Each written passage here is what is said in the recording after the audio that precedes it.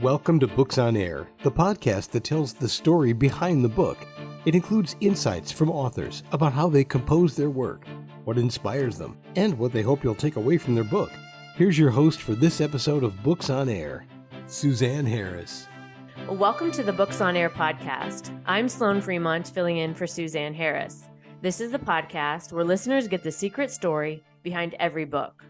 Joining me today is Paul Brodr, author of the book Cancer Mentality. The Cure for Cancer is in the Mind. Heal your attitudes and beliefs. Cancer Mentality is Paul's dance with cancer woven through cutting-edge mind-body connection science and metaphysical approaches to understand how it came into his life and how it can leave.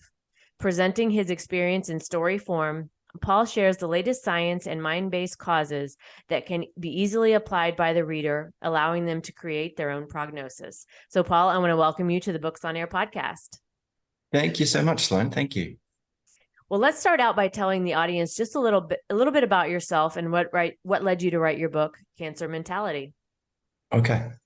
I won't go right back to the background of my whole life, but the book came about because I'd been a bit of a spiritual seeker, I suppose, most of my adult life, and suddenly found, I was living what I thought was a very healthy lifestyle, very active, very eating well, doing all the right things, even thinking positively, actually. Mm-hmm.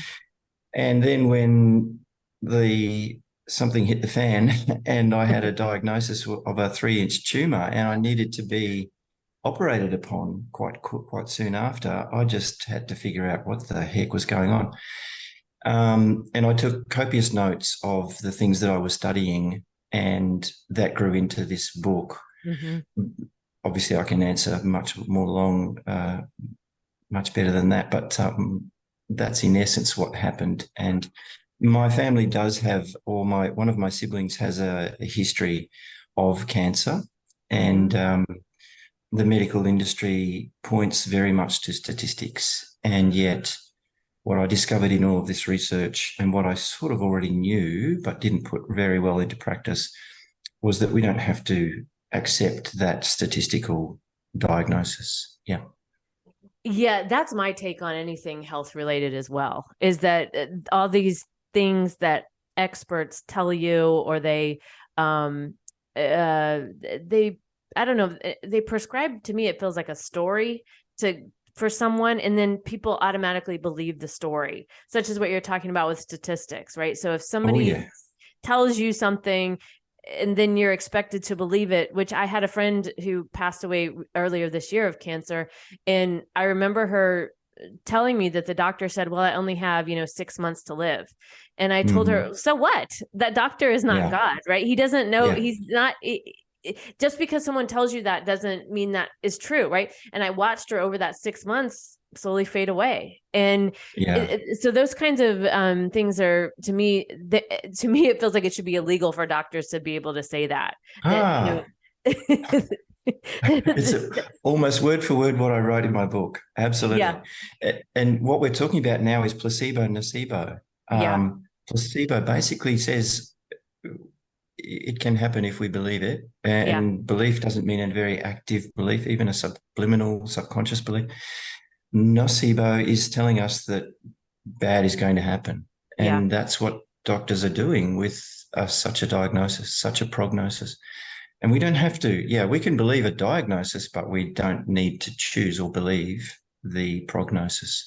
And that's the essence of my book, is that I discovered how to actually choose my prognosis, and anybody can do that. Yeah. And so let's talk about that. So you had the diagnosis, and you, as you said, you were living a healthy lifestyle, thinking positively, these things that would lead you to believe that, a diagnosis like this isn't going to happen. And so you got this. And so let's talk about how that affected you, maybe your mentality first. If you were already thinking positively and you were already doing things, in a positive way, did you start doing things differently? Did you start, what changed for you after already being in that positive place? Well, what changed was that because I knew and was prepared to accept and be open to the idea that I had at least contributed to this condition, if not created it in its entirety, then I was responsible. And if I had been doing all the right things, in inverted commas, for years prior, then what had gone wrong? Mm-hmm. And I didn't believe even then that things happen to us, or there's a source of badness or whatever. That cancer, for example, is an infection or a problem given to us, or even that the genetic argument that Charles Darwin promoted 150 or something years ago is that we're dealt a hand at birth, and that unfortunately we just have to live that out. Sorry, Yeah. but that's just how it is. It sucks. Yeah. Then you die. And the epigenetics has proven for 30 odd years now that we are at choice in every moment of our day. So to answer your question, what I did was I realized by slowing my life down that I had actually been just presenting lip service to all of these wonderful metaphysical, new age spiritual ideas. And in fact, it's a lovely notion that we create our own reality. But in essence, I wasn't doing that work. I wasn't meditating. I wasn't quieting my mind. I wasn't finding peace in my life. I was striving, working, chasing. And as I write in great depth in the book, I realized that I was living in fear because a family member of mine, well, a few family members, and everybody's touched by cancer, Right. Heart attacks, all sorts of dramatic illness. We all know somebody or many somebodies. And so I realized that I just had to stop, rethink, reinvent myself, and actually start doing this work. And I found it to be an enormous pleasure, not hard work at all. Yeah. It's an enormous pleasure. Yeah. Yeah. And so that's interesting that you said before your diagnosis that you were living healthy and happy, but then after the diagnosis, you realized, well, actually, I wasn't doing what I thought I was doing. And so you redefined a lot of that. It sounds like you redefined a lot of, yeah. And in that, so I'm this whole thing about our thoughts and how we create our reality. I just love this topic, but when it comes to our health, so how do you, so if you've had this, you thought you were living one way, you got the diagnosis, got a wake up call, realized maybe I wasn't living the way I thought I really wanted to. What did, I guess, for people who are listening who maybe are in the same boat, where did you start, or how did you start to redefine your life? I guess, how did you start to do that? Okay. So it was easy for me because I'd lost everything. My business failed, and it was quite shocking. And, I was kind of living in grief, I suppose, for the old ideas that I had. I was chasing success, maybe fame, the glory of being a business owner and being successful and wealthy, and setting myself up financially. So I was in the situation where I just had to be quiet. I had to be still, partly because I wasn't well. And a very well-qualified doctor had said, I need to see you in my surgery, prepped for surgery next Wednesday, more or less. And so it was taking stock of everything. And it was really very quick for me to piece together old ideas from years prior, and to suddenly realize then that, as I said, I wasn't doing that work. Then the research, as I healed, as my body repaired, I suppose, from the surgery, I was obviously off work. I took time out, and I really was searching for wholesome answers to this, because I asked the medical industry, I asked the surgeon, I asked the oncologist, I asked the dietitian, and they had nothing for lifestyle change for me. They had nothing to help me prevent this. And no disrespect to the medical industry, their trauma treatment is fantastic. I possibly wouldn't be here if it wasn't for that. But so many great teachers out there are explaining how thoughts and emotions are now proven by science to become interactive with our physiology in a good way and in a bad way. So Mm-hmm. I now know, living in a state of chronic negative emotion. Yeah. Now, we could call that stress, and I do write about this in the book. So if anything more negative than frustration, say, I am negatively affecting my physiology. Mm-hmm. These are known as diseases of inflammation, and we have lists of conditions that people present to the doctors with. Then if I'm able to switch that in any moment, instead of being annoyed or frustrated or angry or any negative emotion, whether it's momentary or chronically, if I can switch that to just a tiny few degrees in another direction, I'm allowing my body to repair. Mm-hmm. And it's natural. All of our bodies and our cells, each individual cell, it wants to live and grow. And when we get out of the way with our negative self-talk and our negative beliefs and our hatred and our dislike of this and that and judgment and criticism of all the things, then our body can naturally do what it naturally does. We could live much longer than we do. So to answer your question, I got out of the way. I realized that I could put into practice a few of the things that I already knew.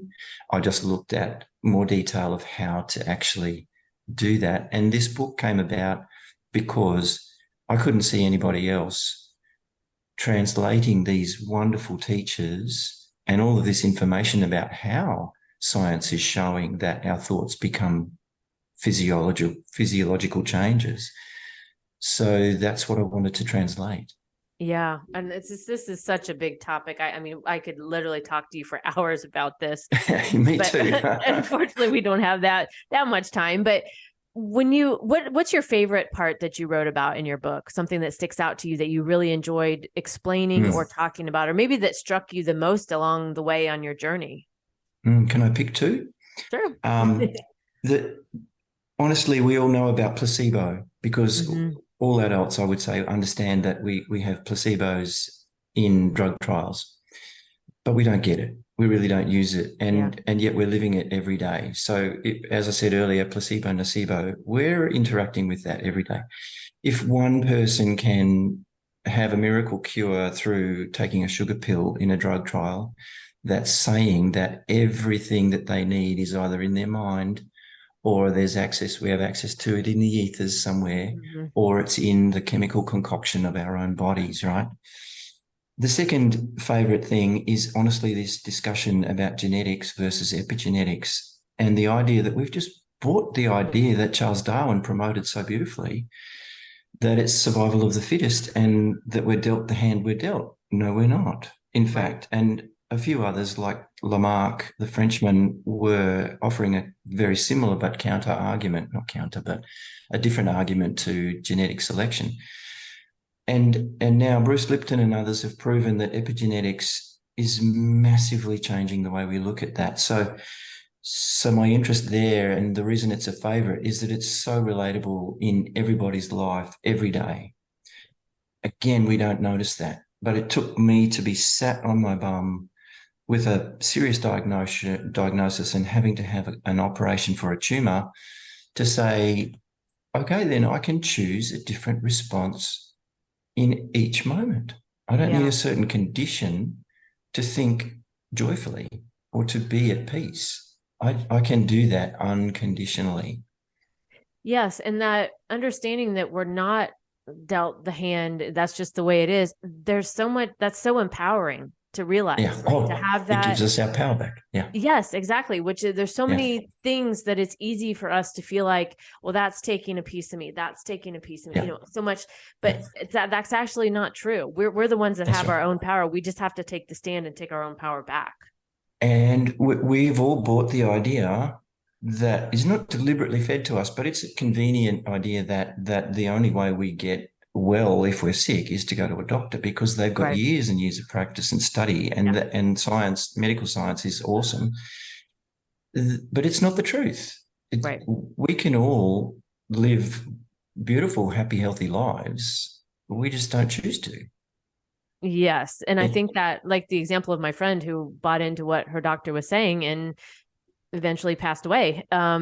It was very hard for me to watch that, because I'm like, I would say to her, but you don't have to. And she'd tell me some days, yeah. well, I feel great today. I'm like, then ride that out, right? Yes, yes. Don't listen to what they're telling you. Ride that good Yeah. feeling out, right? I tried, but Mm. It's very, very hard. And yeah. all of this comes down to an individual choice, Sloan. Yes. And It's, it wasn't my job to put that no, on her. She had no, to, that's right. accept that. Right. And so, and that's Yeah, part of that empowerment, like we just talked about. Everybody listening, it's your job. It's your job to take your own power back about your own yeah, health and about your life in general. But yeah. specifically, and if you're listening and trying to do what I did with my friend as well, it wasn't my job. It's no one else's job to try to push that on someone. But I think that what you're talking about with that, in what we just mentioned about that empowerment, sometimes we just have to be reminded of that, right? Sometimes we just have to be Mm, reminded of our own power, and we don't have to mm. be stuck in what anyone tells us about anything. Not at all. No, no. And that's another reason for writing this book. I go through so many different ways of looking at illness and wellness. And it follows my story. As you said right at the beginning, it Yeah. weaves my story through all of this metaphysical, spiritual, and scientific ideas, because not everybody's going to get the same pop or wow from any particular take on these things. And I didn't. But those that I really did get a great takeaway from, they're still with me today, 5 years on. Yeah. And, managed to very easily absorb them into a new lifestyle. Yeah. Yeah.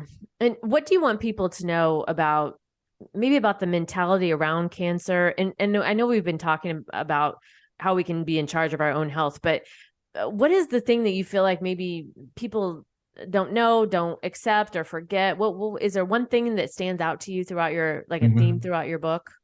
Yeah. The reason it's called cancer mentality is because there is a mentality and attitude behind everything that we do, everything. The reasons I talk the way I talk to you, the reason I buy the things I buy, the clothes, the food, everything has a feeling, an attitude, a belief, an idea behind it. So takeaways I want readers to get include that they have their own power and that they can change their direction in their lives. But maybe more than that, that if we can accept that our thoughts and words have power, then we can start to see all around us such pervasive ideas like fights and battles and fear. And that, in Australia, there are stickers that say asterisk UCK cancer. Mm-hmm. And it just says this is an enemy and we need to destroy it. We need to Yeah. kill it. But in fact, my book, for me, my experience of a tumor was a growth. It was a growth within my body, but it's a capital G growth for my life, Yeah. And I don't mean to sound all angelic or whatever about it, but it's such an awesome experience to realize that I don't need to be combative about the way I see the world. And nothing, our neighbors, our, people in traffic, nothing needs to be argued against, fought against, conflicted. We can just free ourselves from all of it and not end up with cancer. Yeah. I mean, as I'm hearing you talk and I'm thinking about my own life and the ways that I need to maybe follow some of my own advice and lighten up about some things. And when those words and the things that we tell ourselves, because often I don't think we realize the words that we say to ourselves, right? Because they're playing in the background, they're playing, they've been playing for years, and maybe they're not even your voice. They're somebody else's voice that's been, going along. And those things matter. And we don't think they do, but they matter and they pile up over time. Right. They're deeply, deeply entrenched. Yeah. Yes. Yeah. Yep. Good and bad. Good and bad. Yes, that's true. There are good things too. Yes. But the negative, if of years of doing interviews seem to be what pile on for people the most. They do. And that bad news travels more quickly than good. Yeah. it does. And that piling on over time wears you down. And I think if we can pay attention to what we're thinking and saying to ourselves, that's like, for me at least, has been half the battle, to be able to change that and be able to actually say to myself, wait, stop. No, I don't want to believe that. I choose not to believe that anymore. Right. There's another way you can take back your own power by stopping those thoughts, choosing to stop thinking those terrible thoughts. Yeah. Did you notice that you just said battle? No. You said it's half the battle. It's just a saying.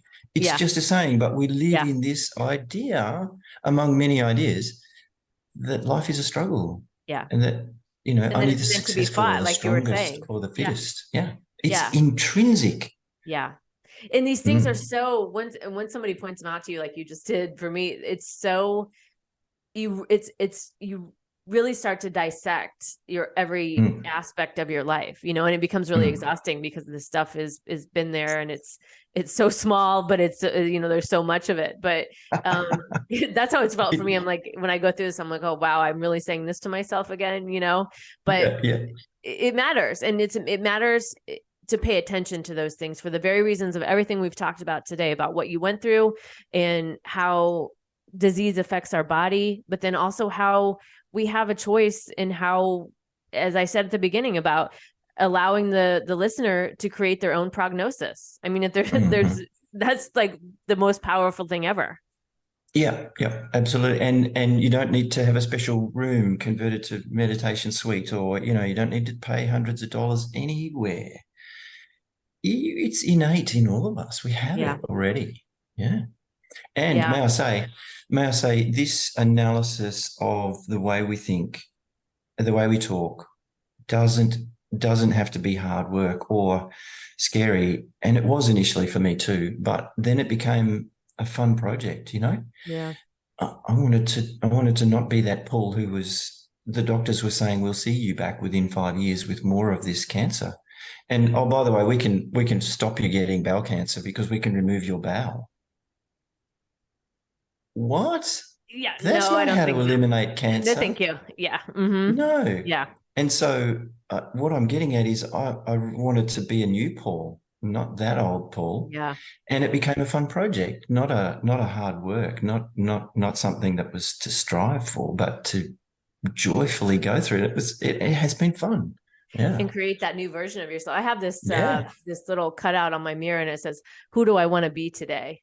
Right. And that reminded me of you saying, being this new version of yourself. And Paul, this is, like I said, a fascinating topic. I love talking about this. Unfortunately, we're out of time today, but I want to thank you for joining us on the Books on Air podcast.